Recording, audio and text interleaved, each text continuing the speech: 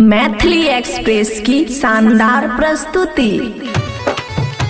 भैया के साली डीजे मनीष रक्सौल जान मारे थे। खुशी रिकॉर्डिंग स्टूडियो बलुआहा। भौजी है बिरोली वाली तोहर बहन मजली वाली। भौजी है बिरोली वाली तोहर बहन मजली वाली। भौजी है बिरोली वाली तोहर बहन मजली वाली। जान मारे छे छोटकी वाली भैया के साली। जान मार छे हो भैया के साली। जान मार छे। भौजी है बिरोली वाली तोहर बहन मजली वाली।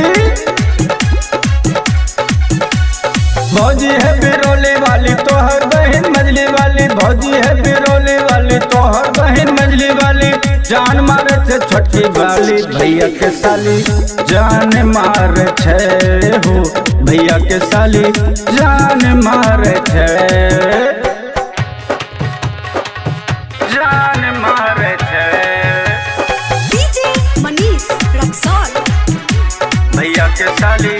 जान मार छे। मंझिल के बिलिया शोभे बिरोली बाजार के हो।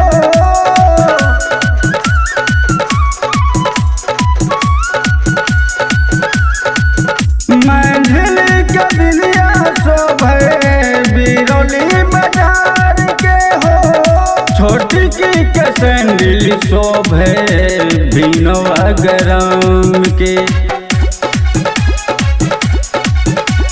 संजली समतोला जैसन मंजली मौसमी जैसन।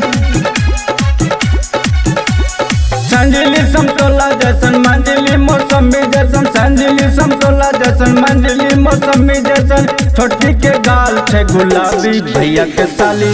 जान मार छे हो भैया के साली। जान मार छे भैया के साली। जान मार छे। डीजे मनीष रक्सौल खुशी रिकॉर्डिंग स्टूडियो बलुआहा। जान मारे छे। मंझिली संभाल सारी संजली सलवार के हो।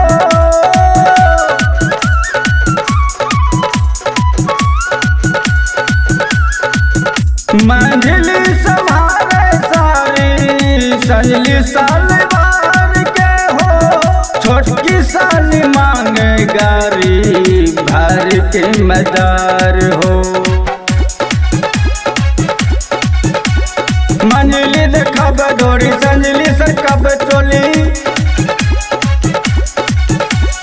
मंजली देखब ढोरी संजली सरकब चोली। मंजली देखब ढोरी संजली सरकब चोली। छोटी हसीन मत वाली भैया के साली। जान मार छे हो भैया के साली। जान मार छे। खुशी रिकॉर्डिंग स्टूडियो बलुआहा।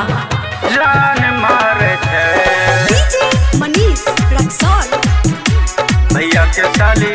जान मार छे। एगो कहे चाल डगरवा एगो कहे सरसी हो।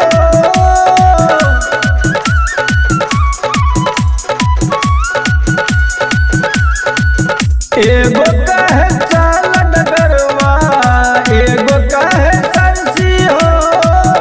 छोटकी कहे चाल रुपौली रामजानी नगर हो।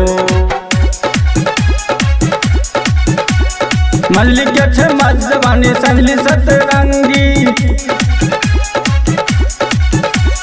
मजलिक छे मजवानी संजली सतरंगी हो। मजलिक छे मजवानी संजली सतरंगी हो। की साली छर छबली बता हमर घर वाली भैया के साली।